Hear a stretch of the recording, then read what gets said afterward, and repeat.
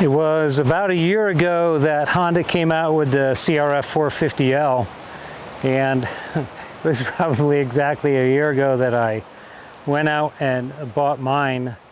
I had been waiting forever for Honda to come up with a new modern dual sport bike with fuel injection. Fuel injection being important to me because my rides can take me to between 4,000 up to 12,000 feet several times in one day. As soon as I heard that Honda had come out with the 450L, I sold my 250X. I bought this guy right here, and I've not looked back since then. So for my motorcycle's birthday, I got new graphics for it.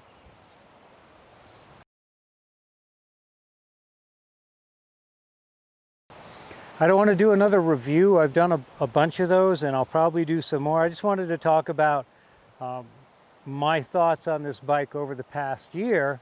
Would I buy it again? Is it worth it? Etc. etc. The bottom line is absolutely, this bike is absolutely worth the money. It's a Honda. It runs great. The suspension is amazing. Even stock, it makes more than enough power. You've got LED lights everywhere. It really is a super modern, well thought out bike. Full strength subframe. Again, I understand it's a little heavy, but this is part of the price of that, right? So over the past year, my impression of this bike has been it's a phenomenal motorcycle. I have no complaints except for the two complaints that everyone has. That is the 600-mile oil change intervals, and you know, it's 10 minutes and $10, or 20 minutes and $20, depending on how you're doing your math. It's not that big of a deal.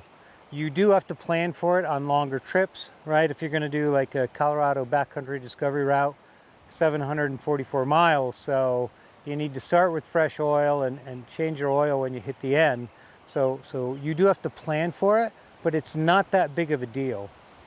The twitchy throttle that everybody complains about is part of the whole fuel injection package and them trying to get this thing through emissions. And it's just kind of the cost of Honda getting into the game. They didn't do it half-assed. They didn't stick a headlight and some turn signals on just a straight-up dirt bike. They actually made a 50-state legal dirt bike. And that, I think that's kind of impressive. Over the past year, have the oil changes kind of gotten in the way? Honestly, not really. I've pushed a couple of them out to 1,000 miles. And again, I do a lot of oil analysis on this bike. Other than fuel in the oil, the wear indicators in the oil every time have come back really, really good. So it's not wearing the engine. Would I buy this bike again?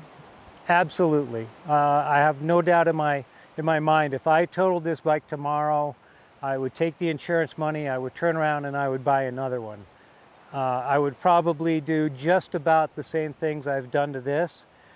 What I was always hoping for was on the dual sport side was always a little bit more adventurous. I like riding from here to Moab, which is about 4 hours, and then going out in the desert and riding all over the place, and then riding my bike home, or riding down to the San Juans to Ouray and Telluride and Silverton, and being able to do the whole thing on just my motorcycle and do the Alpine Loop. I've always really wanted a super light adventure bike, and while I love the idea of the Honda Africa Twin, I do not love the idea of a 600-pound bike. This is just a little bit over 300 pounds, just the way it's kitted out. And to me, it's the perfect bike. Do you need all this stuff, right? I've had it for a year. Do I need all this stuff? Honestly, I don't. I rode this, again, for the first bunch of months and the first couple trails with just a seat, right? If you're going to do more than 50 miles, you got to get the seat. That's just a given. Part of the joy of owning this thing over the last year or so has been adding all the different parts and modifications to it, making the videos and interacting with you guys and gals. You know, if I didn't put a nav tower on it, number one, I love this nav tower. This windscreen is amazing when you're on the highway.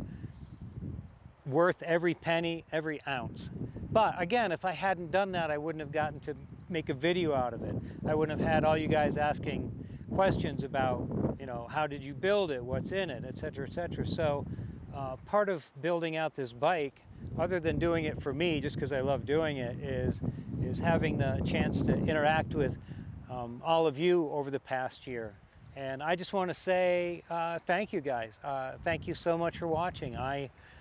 I look at the numbers and see who's watching and see my subscribers, and there are more of you all the time, and I'm like, I don't get it. I'm just like I said, I'm just an idiot standing out in the middle of a field with a GoPro.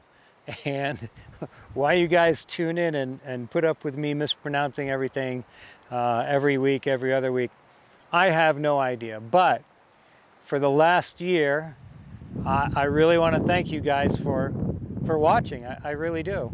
And on that note, thank you for watching.